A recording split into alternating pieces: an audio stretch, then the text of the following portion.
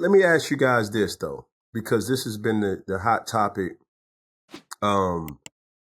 with everything that's going on, and we mentioned his name in DK Metcalf. Oh yeah.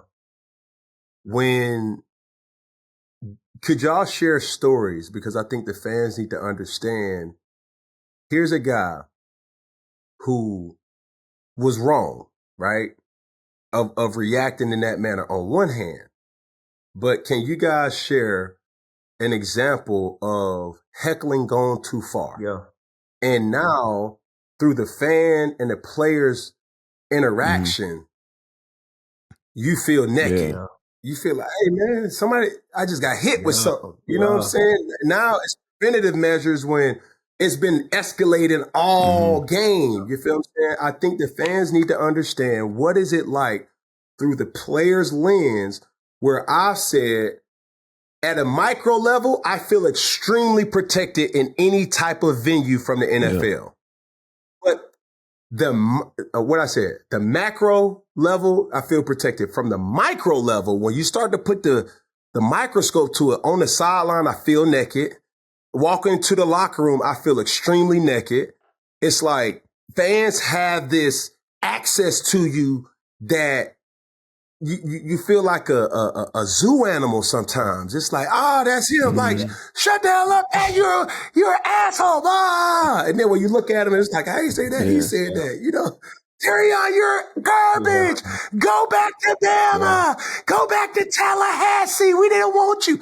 Like those things that you go through as a player, not a lot of people can cope with that. So I'm curious to know what you guys' experience. I mean, I feel like honestly, a lot of it has to do with propaganda as well. You know, I think the media has put an output into it and towards a situation where it's like, yes, DK was wrong in the situation, and obviously he could have handled things a little better, but ain't no telling what the fan may have said that may have caused that reaction. You know what I mean? Because I think there's a reaction towards everything. You know what I mean? I think previously it seemed like he was holding his composure. Then he obviously said something out of line. And that's where it becomes where you draw the line when you got to separate yourself from being a fan. Because from a fan's perspective and lenses, we are here for their entertainment, you know? And when they sit there and watch the game, they're supposed to watch the game for their enjoyment, not to heckle or not to interact with players in a harmful way. And I feel like when the media gets involved into it and they make it say, oh, DK is a bad guy, DK did this and that, he's wrong. But if you look at it like from the fan perspective, you know, the dude was a grown man. He know how to control his words. And obviously he said something crazy. And obviously I don't think the media has really, you know, honed in on that, what possibly could have said. Have you had a situation where you felt the fan went too far? And what was it? I haven't had rarely any, like very seldom, I had an instance where it caused me to react, but it was close. Just like online, you know, cyber stuff online. Like, I mean, when I committed to Alabama, that was like the biggest thing ever. You know what I mean? Because it was LSU and Alabama. I got some Louisiana ties, my family from Louisiana. You know what I mean? I was big on LSU, but you make a business decision, you go to Alabama. And obviously from a teenage perspective, you making a business decision. You know what I mean? This is one of the most important years of your next life. You know what I mean? You're going to spend the next 3 or 4 years at this next college. So obviously you're going to choose wisely. But I had fans go in my inbox saying racist remarks. And it's like, you know, as a player and somebody that loves the game of football, that's doing what's best for him, it's like, that is not deserving at all. And it's like, that's when it gets to the point where you separate football and now you're making it more personal because you feel like you could say something like that. And I also feel like fans feel that way because they want to see a reaction, necessarily so, but they know in their subconscious mind that, okay, this player not going to do nothing. You know what I mean? Because he knows that player has everything to lose. I don't have nothing to lose. So I feel like that's their reasoning behind it as well. So I look at it as far as like 3 instances. Like my first one, same thing with Pat said. Like when I chose to commit to Bama, signed with Bama over Florida State. Like, that was big. I mean, I'm from Florida State. And, like, just being a 17-year-old kid and then receiving, like, death threats. Like, the death threats, like, okay, that didn't bother me. Like, it's me. Like, all right. But then, like, when you see stuff as far as, like, people saying what they gonna do to your little sister, your mom, I think at the time, man, my sister was, like, 3. Like, I'm looking at an innocent little girl, and I'm like, how could you say something? I mean, now, and Cam, think about it, like, even with you, like, you got a different love daughters. Like, how could you say something like that? Like, regardless, like, as a man, I'm confident in myself. Like, as a man, we talk to stand on our own. But everybody knows once you get children involved, like, come on, that's where, like, it's off limits. Even kind of how they say in the streets, like, you feel me? Like, if you catch a man with his kids, like, come on, bro. Yeah. Hey, man, there was a quote that said, it was Batman, I believe. I love, the Batman Joker kind of dynamic. But the question was posed to Batman. It was like, why do you wear the mask? And Batman responds, I don't wear the mask to hide from anybody or hide myself.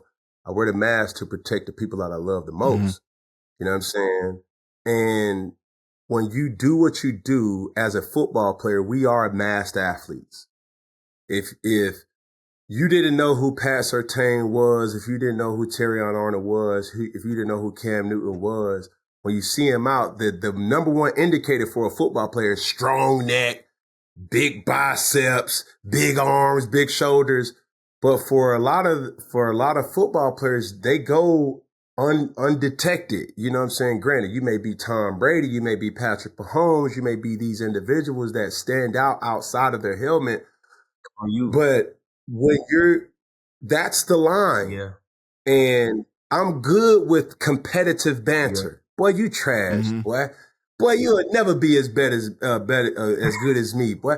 But when it comes down to family, when it comes down to racial, when it comes down to even sexual or religious kind of things, it's like, that's okay, bro, you're gone too far, And a lot of times I feel that no matter the fan base, no matter the fan experience, more times than not, when you have these conversations with players, they feel that the fans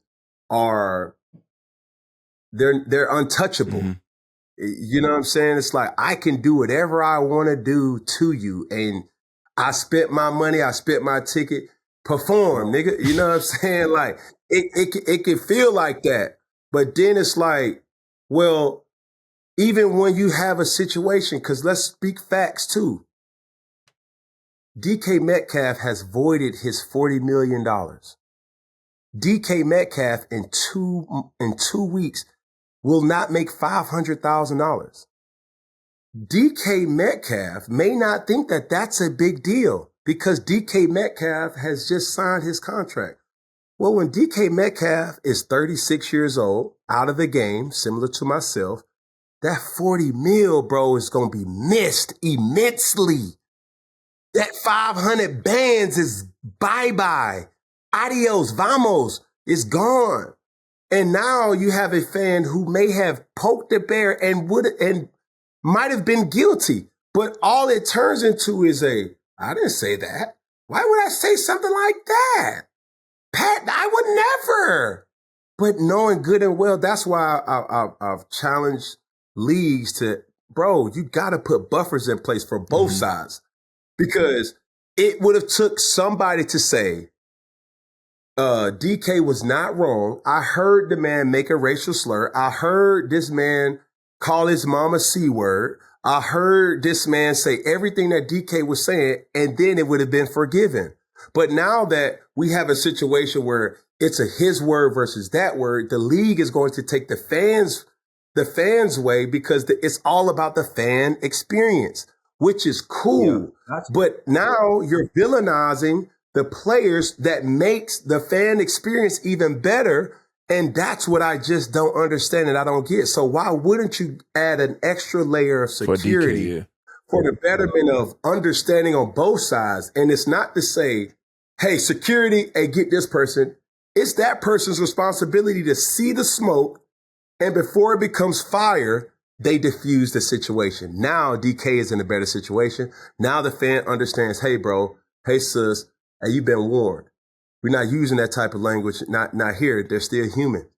You know what I'm saying? And I think that's where we need to challenge the leagues, because I think the NBA does it right.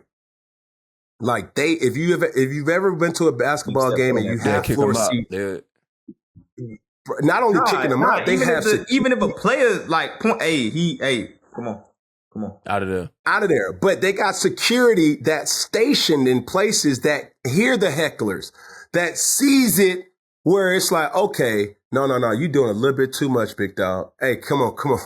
Let me go and revoke them seats. And if the fans knew that they had, or the players were backed by the leagues, not as, oh, you're supposed to know better, because everybody does not know better. It's a natural reaction. Like reaction. what you said too, everybody got different situations too. Because I know I done played in games before. I had stuff going on off the field, and I was real emotional. Like the slightest thing want to make you tick, and then on top of that, you still got to go out here and perform. Bro, I've seen something. I was watching a game, and they made it a mandate this past year, where we're talking about from the professional level. Well, my heart goes out even more to the college players, because I don't know if you guys ever experienced this, because I didn't. I seen it happen in real time watching the game, where it was an upset. Oh yeah, and the fans rushed the field, right? And part of my word, y'all can bleep this out, whatever, but I seen a fan run past a player and say, "Yo," and just ran past, like, what? Like what are we doing in these type of dynamics? And it's like, yeah, the school gets fined $100,000, but really, what's $100,000 in Bear Bryant Stadium, or Nick Saban Field, or Jordan Air Stadium, and Pat Duffy? Like, what's $100,000 to them? Yeah. You know what I'm saying? It's almost like a slap on the wrist. They made $100,000 in 10 minutes at the hot dog stand. You know what I'm saying? So a lot of times, nobody's talking about what the players is actually going through, you know, but you're just supposed to be mentally tough. Oh, you're just supposed to block that out. Oh, you're supposed to know better. You know what I'm saying? But when somebody runs up on you and you are emotional about this, like you really care about this enough, that's where you see the malice in the palace. You see guys like Russell Westbrook. You see guys like Marcus Peters. You see guys like LeBron James, like they're not going.